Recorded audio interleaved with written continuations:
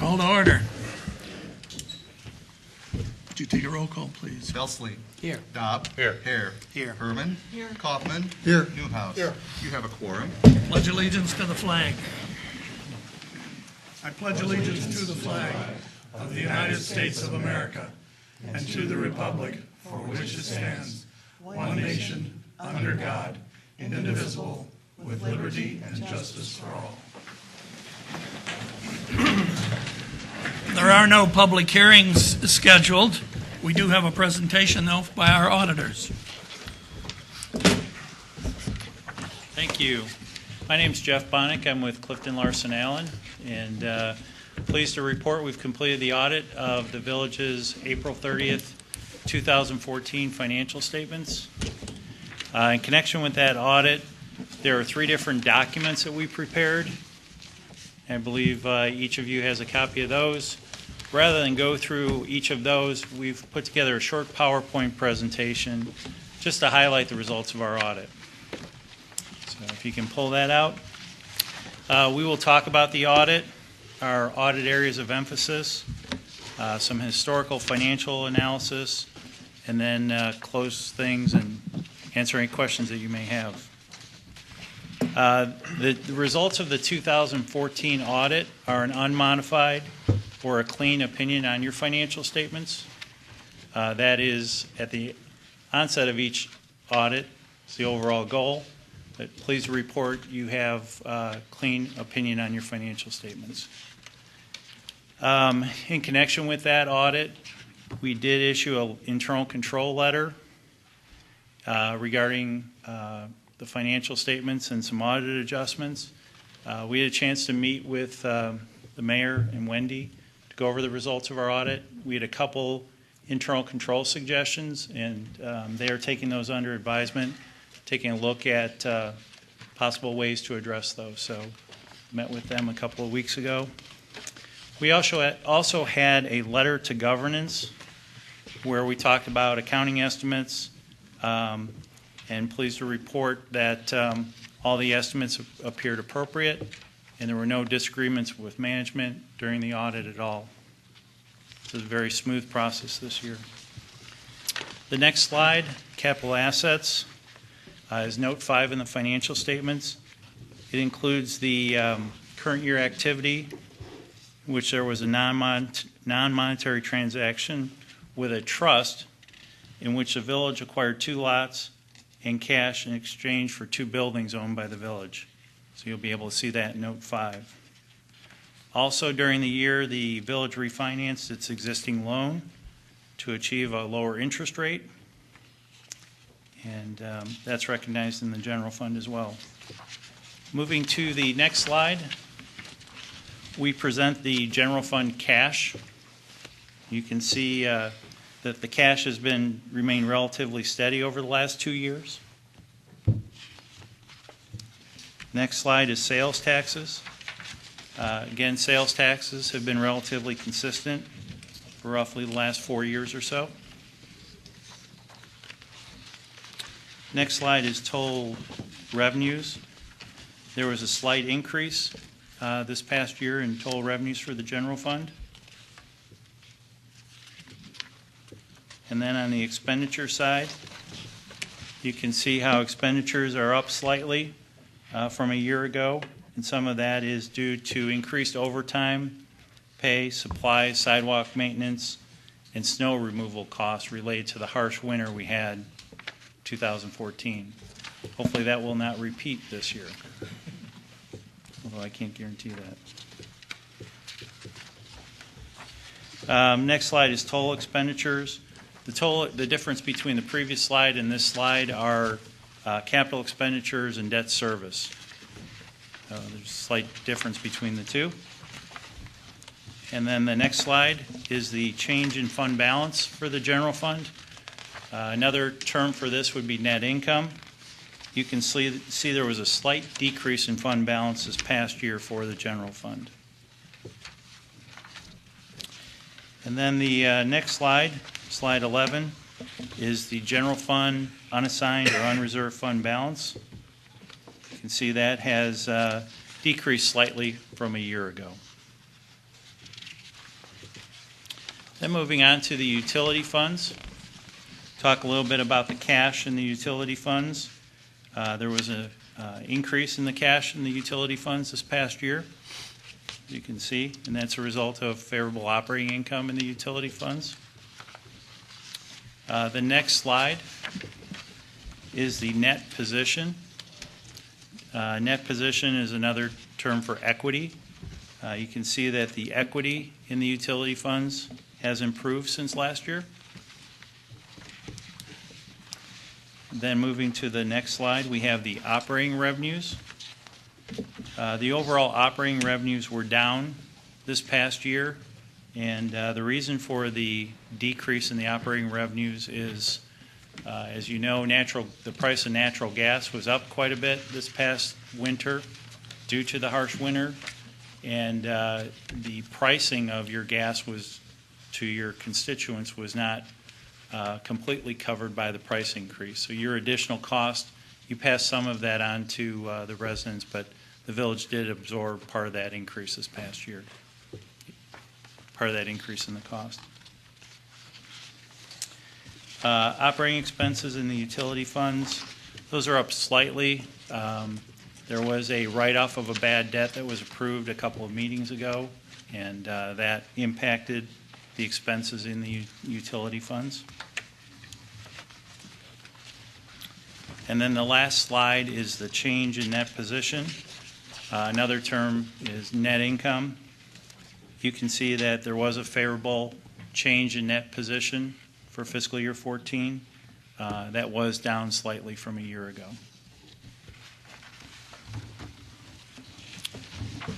Just like to see if there's any questions about the audit process or any of the information I just covered in those slides.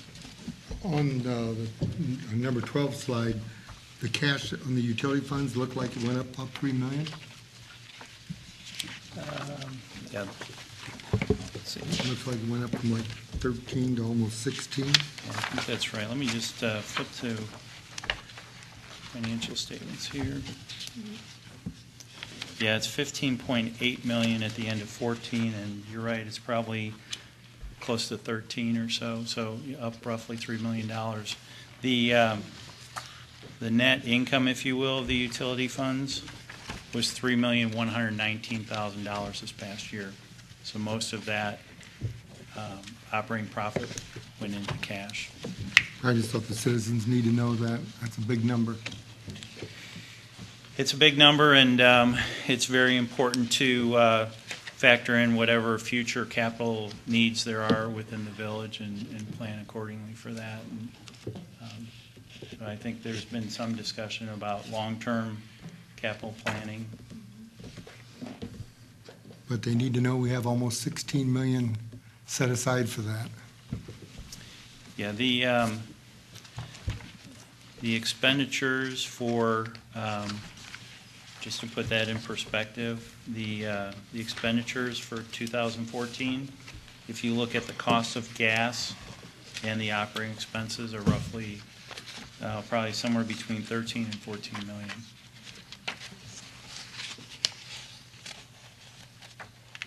With respect to your comment on the gas, I'm assuming that's based on we do have storage, and we pay for gas ahead of time and don't pass that on till later, correct? I mean, could you expand on that a little bit? As far as the difference between the increase in the prices? Yeah, I mean, the way you stated is, I mean, we do pass on the price of gas on to the customer, but, and correct me if I'm wrong here, but we do pay for storage. We have a storage contract, and so we pay for gas to fill into storage, but that doesn't get passed on until next year, if that makes sense, or the winter time. As far as the prices that you're paying? Yes, because you said that we don't pass on all the costs to the customer, which we actually do with the price of gas, correct? This past year, if you will, the difference between what you paid for the gas and what you charge for the gas, that difference collapsed a little bit. Gotcha. So your percentage markup was down a little bit from what it was a year ago. But I think some of that's related to the storage program that we have in place. So that'll be, Correct. so that'll be recouped this next coming. Yes, I mean, but we sometimes take a little risk there and buy gas to put in storage, not knowing what the next year's prices are. So we put in certain amounts, but that cost, and jump in if you want, Wendy, that cost gets put in and it gets passed on to the consumer later, maybe hopefully at a lower price is the hope, but in some cases it does pan out to be a little bit more, but even that cost in storage is passed on to the customer too. I don't know if I'm explaining myself very well. You are, and I guess what my comment is directed at is if the cost of gas went up 20% from a year ago, your rates did not necessarily go up that exact 20%. So last year it's possible, last year 2013 that I'm using in the comparison, last year it's possible that the amount that you paid for gas was actually less than what you projected it was going to be. Yes. So you could have had a slightly higher percentage profit, if you will. And so it swings from year to year. Your prices cannot match exactly what the cost of gas goes up. Sure. So you try to factor in what you think it's going to be. Some years it is favorable to the village, and some years it's less favorable. I'm not trying to go against you or anything, but I'm just trying to explain that when the price, what we pay for the price of gas, we pass that on to the customer the following month, what that price is, plus markup, plus transportation, some other factors.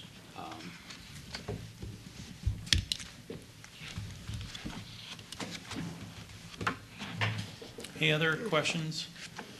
Did we cover that? No, I think so, Okay. yeah. Well, I think one of the problems with natural gas is we also sold a great deal more natural gas this year. So even though the differential was littler, we ended up making pretty good profit on it, which Yes, sort of so masked the difference. I'm sorry. I think it's a pretty good report considering that this was a year we really kind of pushed the budget a little beyond what we normally would consider standard for Morton. And I think this suggests the effectiveness of staff management and the policies that we put in place. So I'm very gratified. It's a better report than I had anticipated. And several of you have been coming to these meetings probably almost as long as I have, and the village board has always been a good steward of the finances of the village and manage things to take care of the current needs as well as future needs. So, that seems to be consistent from year to year that I've been working with you and presenting the financial information. Thank you. Another point that I'd like to make while you're still there is that you pointed out to me that each year the process has been better, more simple, more finished, the materials have been in place, and in fact, we're doing a better job. And I think that needs mentioning because the administrator's done that without adding any staff at all. Right, and I'm glad you mentioned that. Wendy, I'm not sure how long Wendy's been in the position, maybe 4 years or so, 5? 5. It flies by. But there has been a steady improvement in the quality of the information that we've received over each and every year. I think maybe the first or second year that Wendy was in this position, there was a major change in your computer software package, and that is challenging, as most of you know if you've went through that in any of your own businesses or personally. But each and every year, Wendy and her staff are willing and able to take on more and more responsibilities that ideally a client will take on, and we've seen a steady improvement each and every year, and the quality of the information that we see continues to improve. And as a result of that, our audit fees will be less this year than they were the year before, and last year was less than the year before. So the village is spending less money because of the quality of the information we're receiving. Would the administrator like to make some comments? It was a very smooth audit. It's probably the smoothest that we've had in the time that I've been here. And I couldn't do it without the staff that I have. They are a great group of people that step up, and they're eager and excited to take on new duties, which makes the ability for us to take on more and more and kind of keep those costs low. They're the reason for that. So I'm very happy with my staff. Any other questions by any of the trustees? If not, thank you very much. Okay, thank you. Thank you. I just have to add, I think that was a very humble response by our administrator.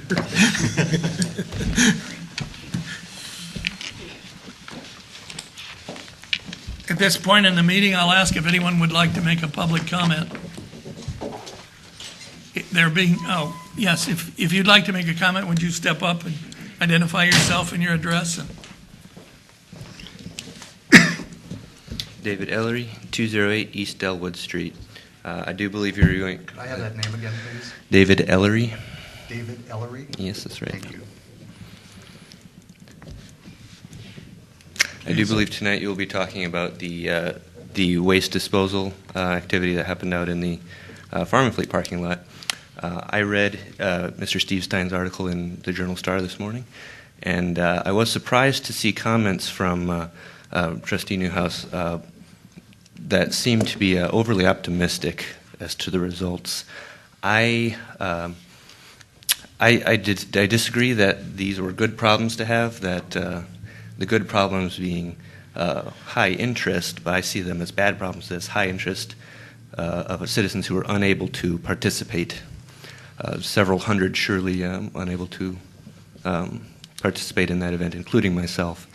And the only thing I really want to say tonight is I was surprised to see a consideration of moving up the next one to 1 year as opposed to 2 years as a good thing. I would be much more amenable to seeing something as to how many weeks do we want to do the next one so that everyone in the village can get rid of all of their stuff before we put a long amount of time into the next one. Thank you. Thank you. Would anyone else like to speak? Would anyone in the audience like to pull anything from the consent agenda? There are minutes and there are invoices. If not, would any of the trustees like to pull anything from the consent agenda? If not, can I have a motion to approve? So moved. Second? Second. Second by Belsley. Call the roll, please. Belsley? Yes. Dobb? Yes. Hare? Yes. Herman? Yes. Hoffman? Yes. Newhouse? Yes.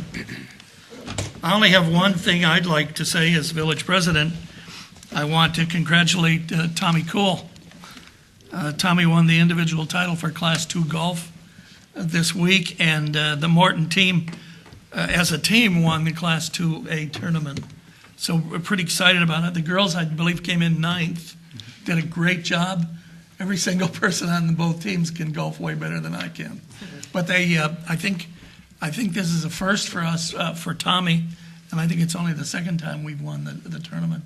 So I'm pretty excited about it. It really was nice for the city. So that's the first time we've won both. They've never. Is it really? Yeah, absolutely. The only other state titles that Morton's ever had was 2013 bass fishing, and then a 1984 state baseball title. So that's the first team title in a long time. Oh, yeah. And Tommy's a 14-year-old freshman, and they won the state Yes. championship. So I think that's pretty exciting. Pretty neat. Pretty cool. Village clerk, Nothing tonight, Your Honor. village administrator, Nothing tonight, Your Evening. chief of police, Nothing tonight, Your Honor. corporate counsel, Nothing tonight, Your Honor. director of public works. With 2 items tonight, Your Honor. First item is I'm asking for acceptance of bid for water softening salt from Cargill Salt at $91.50 a ton delivered. I will add that it has increased $15 over the last year and a 20% increase. I think Mr. Bonnick there explained the harsh winter and all that. Unfortunately, salt's supply and demand. So hopefully with a nice winter next year, I'm confident it'll drop $15 back to what it was, but $91.50. Motion to approve. So moved. Second? Second. Second by Ginger. Any questions? Who moved down here? I did. Sam? Call the vote. Dobb? Yes. Hare? Yes. Furman? Yes. Kaufman? Yes. Newhouse? Yes. Belsley? Yes. Second item in your packets is the Public Works recap for the months of August and September. That's all I have tonight, Your Honor. Any questions of the recap? There being none, planning and zoning. Nothing tonight, Your Honor. Trustee Belsley. Nothing to see. Trustee Dobb. Nothing this evening. Trustee Hare. Nothing tonight, Your Honor. Trustee Herman. Nothing tonight, Your Honor. Trustee Kaufman. Just a couple items. First is remind everybody about our annual yard waste disposal program. Again, those dates are October 20th to November 9th, and then November 12th to November 30th. And remember, it's 8 a.m. to 5 p.m., so when the gates close, we do not want it outside the fence. And it will be closed for 2 days, November 10th and November 11th, to unload. And I'd like our Director of Public Works, Craig, to address the issue. Every year we get a few phone calls on why it isn't later or doing, and a lot of it has to do how we organize that. So, Craig, could you mention just a little bit about that? Yeah, I get several calls to the time of year. It takes a lot of planning, and it's a lot of our staff, wastewater staff, that takes care of that.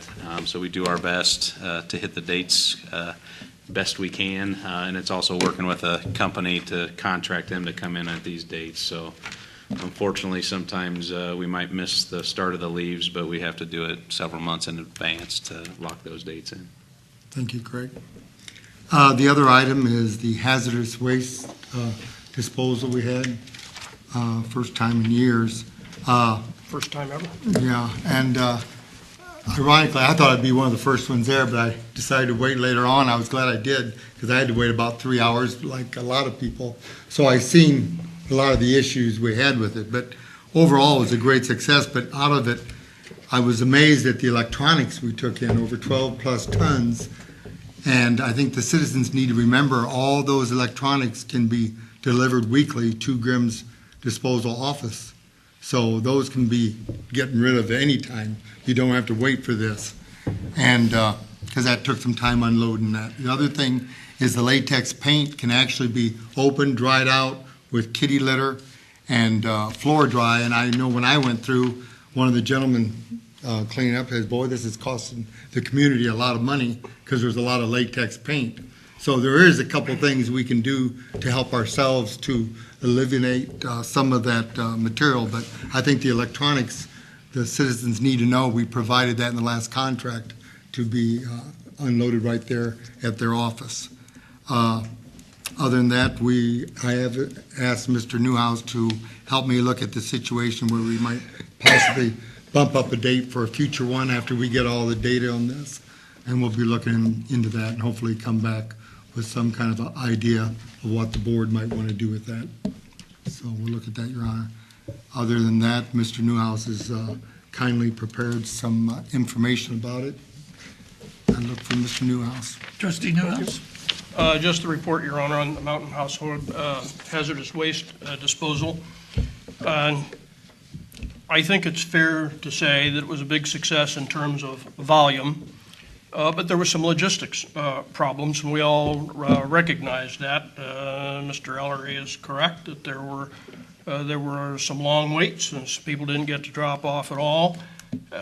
We planned for kind of a worst-case scenario, and the volume of traffic exceeded that worst-case scenario considerably. And I think we all have some concern about it. The long waits are sort of typical for these kinds of events. I understand even the ones that the state conducts at the Exposition Gardens that people have been to and tell me 2 hours is pretty normal. Some people didn't get to drop, as I said. Traffic problem on Detroit, I think, interfered with some Detroit businesses. We didn't expect that kind of problem, and again, apologies to those businesses, and a special thanks to the police department, and especially to the auxiliaries who were out there and kind of worked beyond the call of duty to help manage things. It was a police decision to begin terminating entry at about 2 p.m. Because of the traffic volume and the number of vehicles waiting in the lot. Simply wasn't possible to accommodate further drop-offs, given the requirements for the special handling and packaging and transport of the materials in question. So first I'd like to thank all of the Mortonites who came, their patience and their conscientious disposal of household waste, willing to wait to get it done is a real testimony to Morton citizenship. And apologies to those who didn't get to drop. As I said, we anticipated 700 to 1,000 cars for a village, community this size. It's based on the expertise of the contractor. And as I said, the volume far exceeded expectations. I'll give you some examples of that. The contractor, Veolia, which is the firm that is authorized or licensed to handle this kind of material, reports a national average disposal of about 120 pounds per car. I got that right, Mr. Shangro? About 120 pounds per car. The Morton average for this drop was 385 pounds per car, times 566 vehicles. That was after the consolidation in the parking lot. That translated to about 110 tons of household hazardous waste plus another 12 tons of electronics. Another way of looking at it, another example, one of those roll-off containers that you saw, those long metal containers that go on off the trucks, equals about 500 cars disposal of paint. So you fill one up, you've handled 500 cars. The contractor anticipated about 1.5 containers, used 3. So we handled the equivalent of 1,500 cars worth of paint disposal. So that was one of the explanations for the long processing. So why the long processing? Again, this household waste material, you can't just drive up and dump it. It requires specialized handling. The people who do it are trained. It has to go into certain kinds of containers. And then there are some restrictions about travel times and getting the trucks back to Milwaukee, which is the dump site. The large loads slowed handling, and I said a couple of meetings ago that we would learn some lessons from this and implement them the next time, and certainly we learned some lessons. But I don't want to suggest to anybody that it may be faster, or I'm not sure it will ever be fast. It is a huge logistical enterprise to do. We need, under the heading of lessons learned, a better site with less impact on traffic and local business, and we are looking for that now. Obviously, we can't use the former Farm and Fleet site because it's been sold. It really didn't turn out to be very practical because of the traffic on Detroit. We need possibly increased capacity to handle, and one of the ways this gets done in other communities is volunteers. So for some of those folks who are concerned about the long wait times and having more capacity, maybe an opportunity the next time to volunteer, get the training, suit up with the protective gear, and get out there and help get rid of the stuff. So we could have additional lanes by doing that. And we need better staging and unloading. So Mr. Kaufman and I have asked Mr. Loudermilk to be thinking about what other sites we might be able to find. One of the reasons we had so much material, I think, is because state and private handling operations are curtailing their activities. Lack of funds on the side of the state, high cost for handling this material and disposing of it by the private enterprise organizations. And there was a place in Pekin that handled it. I understand that has been terminated. So there aren't very many places to go. And it's never been done before in Morton. If we're going to do it, then we're obviously going to have a level of material that exceeds what we would have had if there were other disposal alternatives. So, what do we do next? I know some people are concerned about doing one right away, and there is an argument for doing one soon, but again, it is a fairly major logistical enterprise, and you can't just call somebody in and say we want to do another one a week from Thursday. There's some budgetary and other issues associated with this. We had planned for 2 events under the contract terms, the local waste handling contract, and we may need to look again at how we manage that. So we're in the process of discussing that with our suppliers, that is Area Disposal and Grimm Brothers, who are our partners in contracting with the specialized contractor. So we're looking at sooner rather than later. Whether or not it's in 3 weeks or 3 months or 6 months is to be determined, but I can pretty much guarantee folks I don't think it'll be within 3 weeks. In the meantime, what do you do? Well, residents can deposit electronic waste, cardboard, used motor oil at Grimm Brothers on Jefferson Street. It's part of our contract, any day of the week. So take it out, drop it off. Unused paint can go in the trash if it's solidified. So get some, as Mr. Kaufman said, get some kitty litter, oil dry out the paint. You can throw that material into the trash. Household batteries like alkaline batteries, hearing aid batteries, flashlight batteries may be accepted by Battery Plus. I'm told they do. Auto service organizations may accept used car, boat, and motorcycle batteries, and I guess I would say check with your service organization regarding those items. Residential fluorescent lights, tubes, and compact fluorescents are not regulated. They can go in the trash as residential trash, not as business trash, but they can go in residential trash, as can thermometers and other items containing mercury. I don't know that that's a recommendation, but it is legal. We talked about the possibility of increasing capacity next time by using volunteers. We may look at that. And Mr. Kaufman and I will report to the community as quickly as possible on holding another disposal day soon. I'm guessing most likely in the spring. We need to find a site, work out the logistics. And in the meantime, we appreciate residents holding on to the material. And again, thanks to all of those people who waited so patiently and got rid of their material properly. And again, sorry for those folks that didn't get to. It simply outstripped our capacity to handle. So that's the report. I'd be happy to entertain questions if anybody has any. And I've got copies of the report here if anybody wants one. Any questions for Trustee Newhouse? I have to say, I was in the line. I got there early and I spent about an hour and 45 minutes in the line. I almost thought about calling myself up to complain. But we did accomplish the goal. You're talking about 110 tons of material that, if I'm telling you, if it ended up in the sewer, we'd be paying fines to the IEPA and the EPA and everybody else.